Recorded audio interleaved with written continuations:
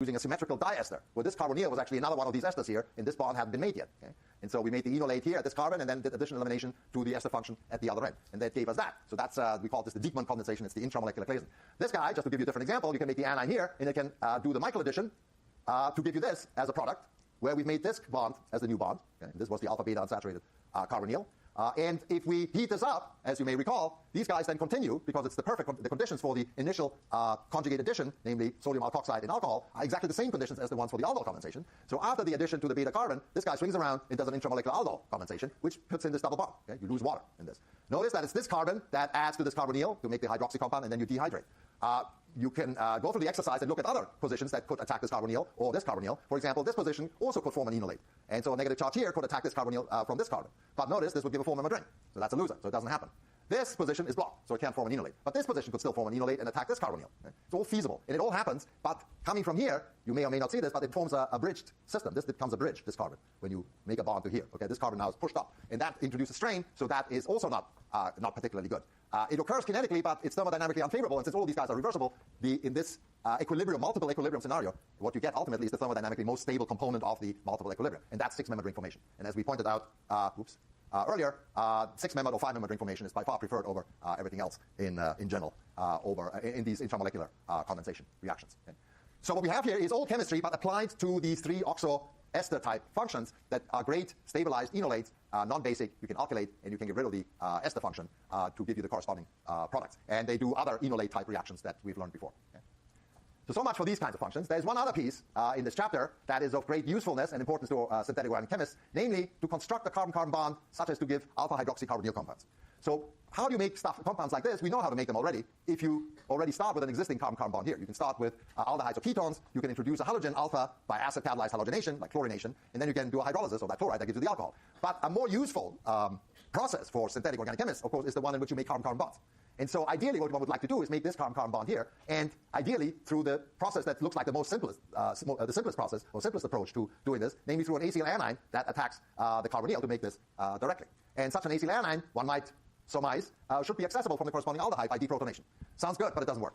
The reason it doesn't work is that aldehydes and ketones, in this case we need an aldehyde, when faced with a base, undergo alpha-CH deprotonation to make enolates. That's what's been the topic of the last few weeks, right? So you get deprotonation to make enolates. You don't get deprotonation at the acyl hydrogen. Okay? The other problem is that if you have unhindered bases, they will also undergo nucleophilic attack at the carbonyl function, so that our bases can act as nucleophiles in addition to being bases. So there are 2 side reactions that take over. And the last and perhaps most important reason is this hydrogen of an aldehyde is not acidic, because the corresponding anion actually stinks. Okay? The reason it stinks is that you put a negative charge right next to the 2 lone pairs on the oxygen. Okay? And so there's excess electron density, and it's a repulsive force. Coulomb's law comes into action here again, and so this is not a good proposition. Remember that the corresponding reversely polarized situation, namely where this is an acyl cation, that is good. Acyl cations we made over here, Friedel-Crafts acylation. Okay? Because if you have a positive charge here, then these electron pairs on the oxygen come in handy, because you can write a resonance structure that is an octet, where you have a CO triple bond, and the plus charge is on oxygen. And so the corollary of this is, of course, that the availability of the electron density of this oxygen to donate to the neighboring carbon makes this anion really terrible. Okay? So this is not the way to go. So how do we solve this problem? Well, organic chemists decided to use a trick that is used quite a bit also by nature, namely you modify the function in such a way that the hydrogen of the aldehyde does become acidic. Okay? And it has to be a modification that can be reversed once you have done this alkylation step here, namely the reaction with the carbonyl compound. And there are 2 solutions to this. One is using thioacetals. And in fact, this one is very popular. It's commercially available. The reason that these became useful is that people found out in the 70s, a man called Dieter Seebach, that these hydrogens are relatively acidic. Not very acidic, but relatively acidic. pKa about 31. That's about the pKa of an acetylene, okay, or an amine. Okay? So one can deprotonate, but in order to deprotonate at this pKa, you need the ultimate base that we've used occasionally, butyl lithium. Okay? But with butyl lithium, you can pull off this proton and make the corresponding anion. Now, what this is, as you may remember, thioacetals, just like acetals, are nothing else but masked, or we call them protected, masked carbonyls, right? Because we can liberate the carbonyl by hydrolysis.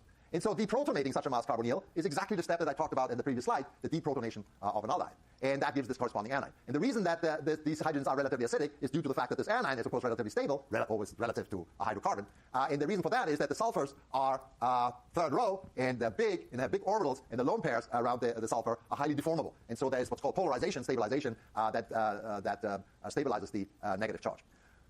This guy can then be alkylated. Okay? And so that the problem is then solved. Okay? So here's an example. Take acetaldehyde, you make the corresponding thioacetal in our usual way, and then we can deprotonate at this position with butyl lithium. That makes the corresponding anion. This whole process is one that's called reverse polarization. That has become a concept. Big deal. We've already seen that when we made the Grignard reagent from a haloalkane. Remember, haloalkane, the R group is delta plus polarized. You make the Grignard, the R group is delta minus polarized. And so this anion then can be treated with alkylating and other agents here. I'm using an alpha-beta unsaturated carbonyl. This is just like any other alkyl lithium, behaves like methyl lithium. It adds directly to the carbonyl function, which remember always is the fastest process. And since this is so hot, it's not reversible. Same thing as with alkyl lithium and Grignards. And you get 1,2 addition, and then you hydrolyze under the usual hydrolysis conditions of a thioacetal. You need mercury 2 as an ingredient and slightly acidic water, and that hydrolyzes the thioacetal to the corresponding carbonyl. And notice what we've done is we made an acyl anion equivalent of acetaldehyde, and we've added that negative charge that's masked in this position there to the carbonyl of the corresponding enone. Okay? And these go in very high yield. So here's a more generic example. Take the aldehyde we make, and we want to deprotonate here, so we do this by making the thioacetal, and then deprotonate with butyl lithium. There's the anion, and we can now alkylate and hydrolyze. That gives you yet another way of making substituted ketones. Or we can treat this with oxocyclopropane, and that gives you the hydroxyethyl introduction. The red bonds are the new bonds. Notice that we can do everything we've done with enolates, and with its limitations. This is a very basic camper, because the pKa of the corresponding protonated thioacetal is 31, and therefore the anion is, cannot be treated with secondary or branched haloalkane. So it has the limitations of a normal basic enolate. But within that limitation, we can do carbonyl additions. We can use R groups that are primary, or just methyl, or allylic, or benzylic, oxocyclopropane, all the kind of stuff that doesn't undergo E2 type elimination. So that's one solution, the use of these thioacetals. The second solution is actually a catalytic process, which is a catalytic dimerization of an aldehyde. And the brilliance of that process is that it's based actually on nature. So it's a biomimetic, mimicking nature process. And the process we're talking about is you take 2-butanol, you add a catalyst, and bang, out comes the dimer, where formerly you've deprotonated here to make the acyl anion in an equilibrium situation, and that anion has attacked another molecule of its own kind, and you get the corresponding dimer. And there's the new bond. This works extremely well, 76%. And the catalyst is this weird salt. Okay? This salt is derived from this ring, which is called thiazole, and we'll see compounds like this in the chapter 25 when we talk about heterocycles. These are aromatic heterocycles. And the way you count the electrons here is you look at the 2 double bonds, that's 4 electrons, and the heteroatom here, sulfur or oxygen or nitrogen, has an electron pair, a lone pair, that participates in the cyclic delocalization. We'll talk about that more. But these are aromatic, and therefore they're stable campers, okay? Stable units. And you need the alkylation at the nitrogen lone pair of such a thiazole to make the corresponding salt for this to work, because the alkylation at that position makes this position relatively acidic, and that's essential for the mechanism of this catalytic dimerization. So I'll lead you through the mechanism, but you don't have to reproduce that, okay, because it's a rather intricate process. But you'll see the design feature, which is exactly the same feature that we used with the thioacetals, except that there we have to do it stepwise. We have to make the anion, we have to alkylate, we have to hydrolyze, but we have to protect the carbonyl, make the anion, alkylate, hydrolyze. 4 steps. Here it's all happening all at once through intermediates that are all higher in energy, so they're not visible, but they enable this process to occur. So how does this go? This positive charge acidifies this hydrogen here. pKa is actually relatively low for an alkenyl hydrogen, only 17 to 19. So hydroxide, and this is done with sodium hydroxide and water, pulls off this proton in an equilibrium scenario, uphill. Water pKa is around 15. We settled on 15 for simplicity's sake. And so it's a factor of 1,000 in the wrong direction. But that's perfectly accessible. And you make this anion. For this anion, you can write a couple of resonance forms, one of which actually is a charge-neutral form. It's not great because this becomes now an electron sextet. It's called a carbene. It's like a carbocation, except that it's not charged. So it's a minor contributor. And then you can also do allylic resonance where you take this electron pair, so pseudo-allylic, take this electron pair in here and put it over here. That gives you this resonance form here. Be that as it may, this anion then attacks the carbonyl that is there in the bulk. Mixture of your reaction flask. And when it attacks, it's just the usual nucleophilic addition, O minus, this is an aqueous solution, you protonate. Okay, so now we have this as a fleeting intermediate. Remember, all these are higher energy species. They're up there, not visible in your solution. At this stage, this, if you wish, you could call this, well, what would we call this? It's sort of like a hemiacetal type process. This addition product has a proton here that is acidified by the presence of this positive charge. So this is now the proton that was originally the aldehyde proton. So the trick is, the beauty is, that by this addition of this piece, you're making this proton acidic, and so you can pull it off. And so pKa, again, is about 17 to 18. Notice that the reason that it's now so acidic is because it's allylic. And it's allylic where the end of the allyl group is a nitrogen that's positively charged. Okay? So you make this anion, and for that one you can now write a perfectly legit resonance structure, which is charge neutral and all octet. Okay? So that's a fairly stabilized species, and that's our acyl anion equivalent. Now we have a negatively charged carbon, which remember originally was this carbon here. And that guy adds to the surrounding excess aldehyde in exactly the crucial nucleophilic addition step of this acyl anion equivalent to make the O minus, you protonate, you get that, and then you get rid of the activating group by deprotonating here, essentially the reverse of how you put it in. You deprotonate, make the O minus, and then it comes in, regenerates the carbonyl, and kicks out our catalyst. And this anion just goes right back into the cycle. Okay? And that's a beautiful cycle, rather complicated acrobatics to get this acyl hydrogen to become acidic. Okay, so all I wanted to know is that we're using such a thiazolium cation as the catalyst. And the other beauty of this is, of course, it's biomimetic. Nature uses exactly the same process to do aldehyde couplings with this piece here. And it's important enough that this is actually a vitamin. This is vitamin B1. Okay? also called thiamine. And you can buy it in nutritional supplement stores. And if you're into this, if it makes you feel good to take nutritional supplements, you may have seen this vitamin B1. We get a lot of it in our diet. It's in yeast, it's in liver, if you like liver, but it's definitely in cereal and rice, so you get plenty of this vitamin B1, and it does exactly that process in your body. Let's have a break.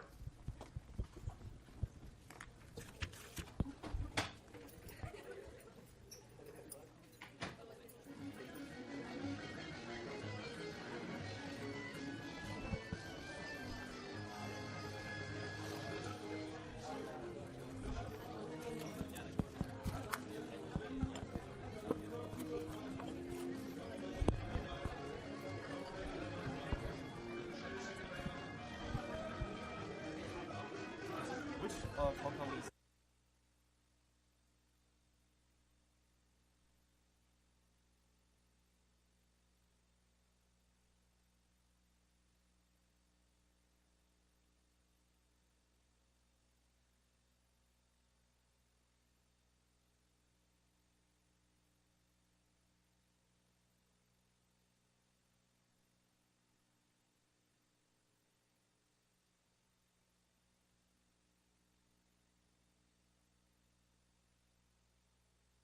kiss another.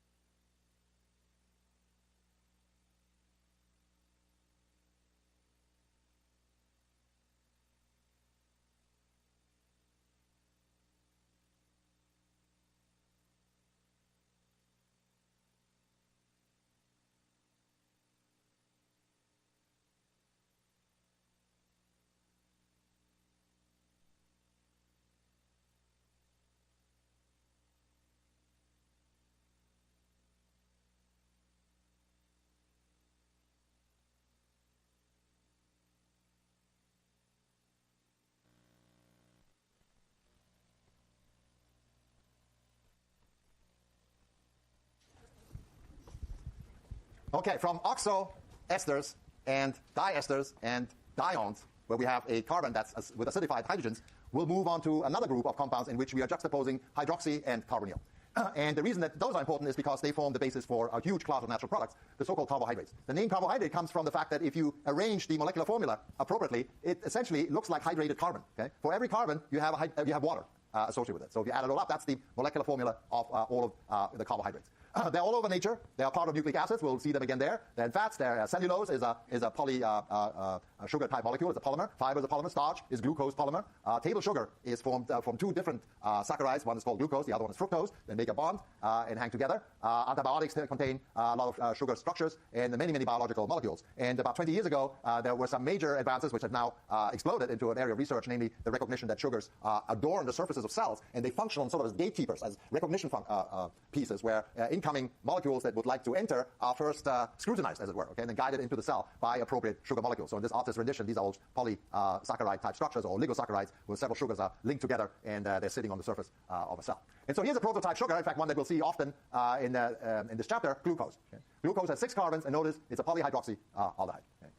More specifically, a pentahydroxyaldehyde. And there's a molecular model that reproduces what you see up there, and you can see the aldehyde function at the end, and then you have carbons, and notice if you look closely, all these carbons down the line, 1, 2, 3, 4, are all chiral. Okay? And they're chiral by virtue of the fact that there are 4 different substituents, even though they're very, very similar substituents. And one of them is always OH, the other one is always proton, and then it's the carbon chain. And at the very other end, juxtaposing the aldehyde on one end, is a hydroxymethyl, CH2OH function. So what is the naming? Well, we can just use IUPAC naming, but there's a lot of traditional common naming in this because sugar chemistry is about 200 years or so old. It's one of the oldest branches of organic chemistry, in part because sugars are so nicely crystalline. You know that from table sugar, right? It dissolves well in water, but when the water comes off, it crystallizes on your table, so to speak. And